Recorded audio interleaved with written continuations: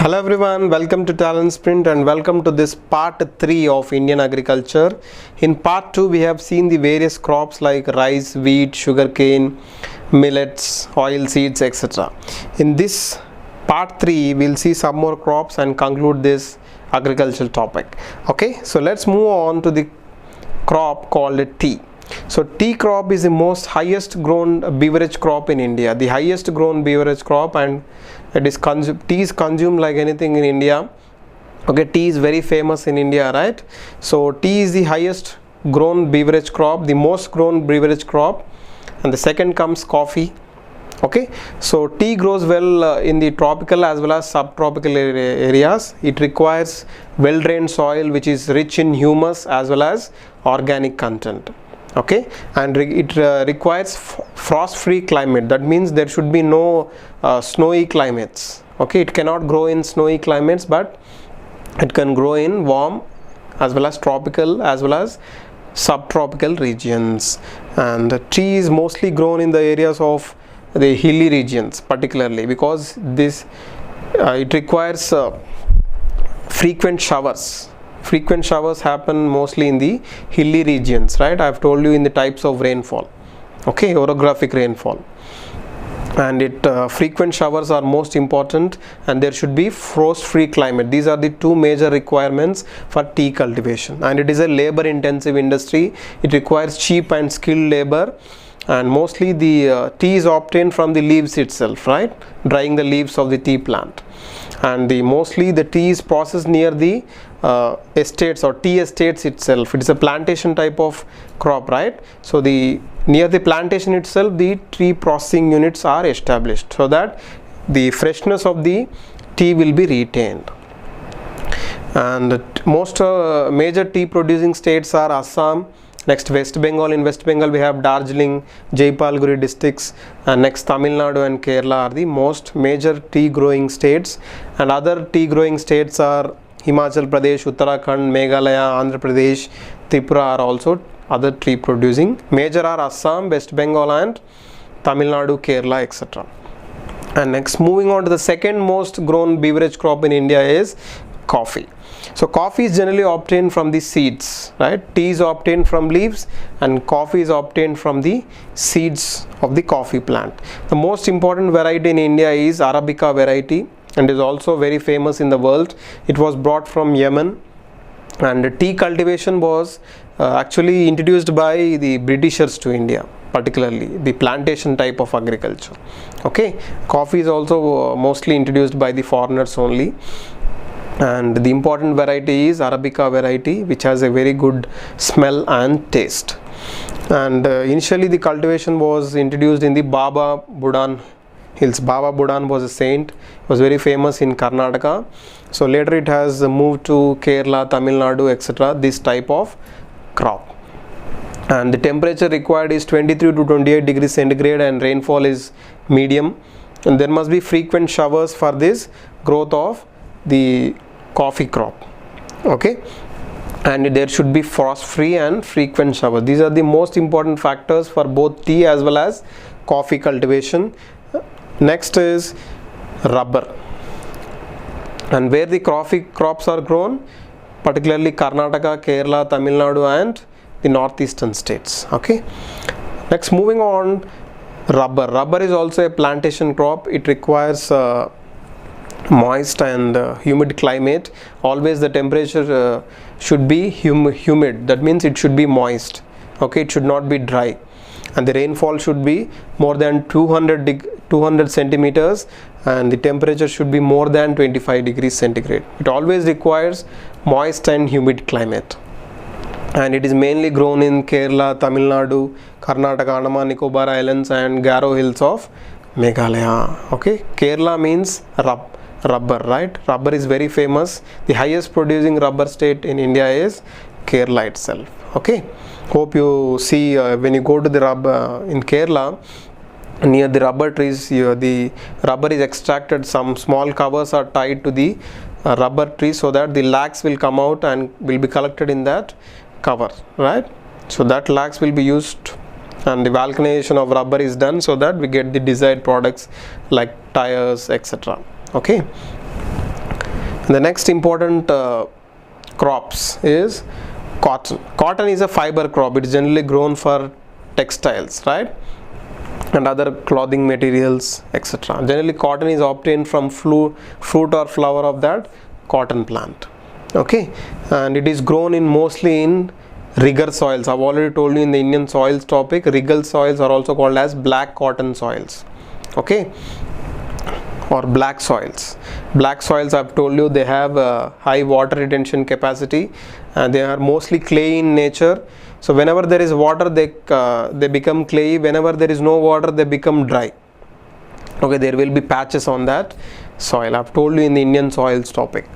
And moving on, the requirements for the cotton crop growth. It requires high temperature, light rainfall and high irrigation, and there must be 210 or more than 200 frost-free days.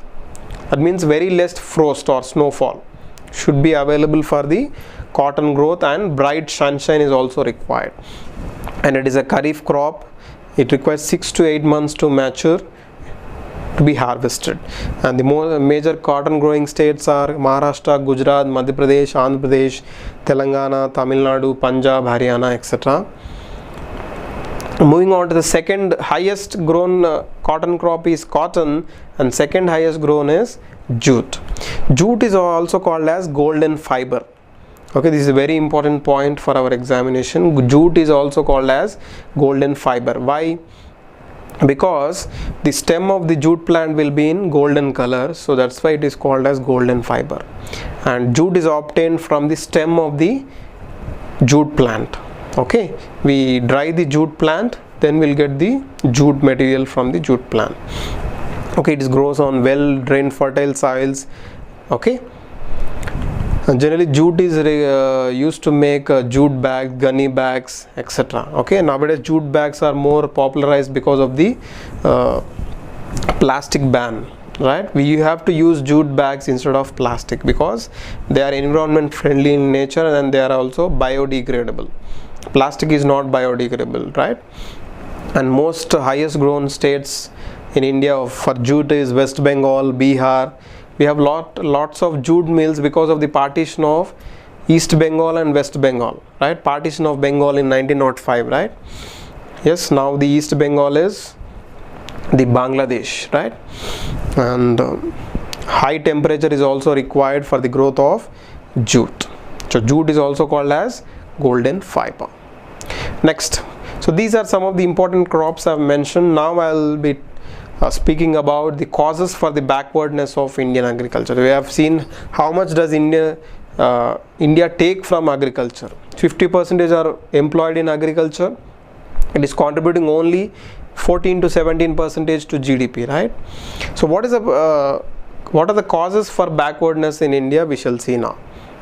So old methods of cultivation, right? So Indians still use old methods of cultivation, primitive subsistence, particularly not commercial farming.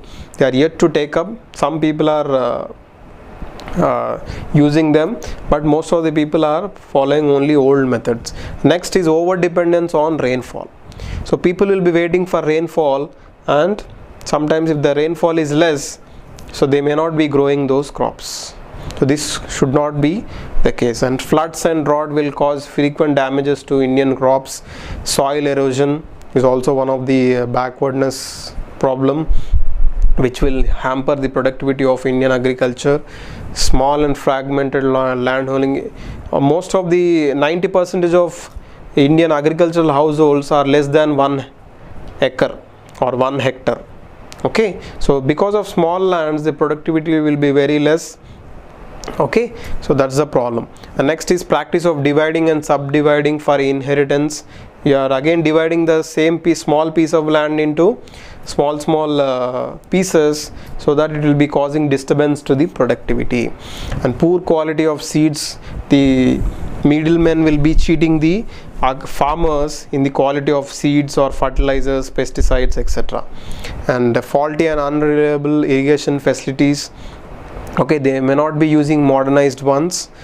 and the lack of proper use of manure and fertilizers. So though Indian government is trying to improve the agriculture, still we are backward in the productivity of agriculture. China, though they are cultivating in a less area, but the productivity is high. So these are some of the reasons. Reluctant to use modern scientific methods or machinery, excessive pressure on land, okay, straw burning, these are some of the reasons. Credit facilities, improper credit facilities, improper electricity facilities, okay, less mechanization, inadequate agricultural research. So these are some of the causes for the backwardness of Indian agriculture. So if you improve these areas, the agricultural productivity and the happiness of our farmer will be on the same scale. Okay, so next, moving on to the institutions related to the agriculture in the world. So there are some institutions which are related to agriculture in the world. The first is Food and Agricultural Organization, FAO. It is situated in Rome, Italy. International Fund for Agricultural Development, it is also situated in Rome, Italy. World Food Program, it is also situated in Rome, Italy. So 3 institutions are at Rome, Italy only, so that you can easily remember. And next is International Rice Research Institute at Los Banos in Philippines. Okay, and next, coming to some of the important institutions related to agriculture in India are Indian Agricultural Research Institute. Okay, earlier it was called as Imperial Agricultural Research Institute, started during the British era. Now it is called as Indian Agricultural Research Institute, IARI, in Delhi. University of Agricultural Sciences, Bangalore. Indian Council of Agricultural Research, National Rice Research Institute is in Cuttack of Odisha. Indian Institute of Sugarcane Research, it is in Lucknow. And National Dairy Research Institute, it is in Karnal of Haryana. Okay, so hope you have learnt enough about the agriculture as well as the Indian agriculture. So let's meet in other lessons. Thank you.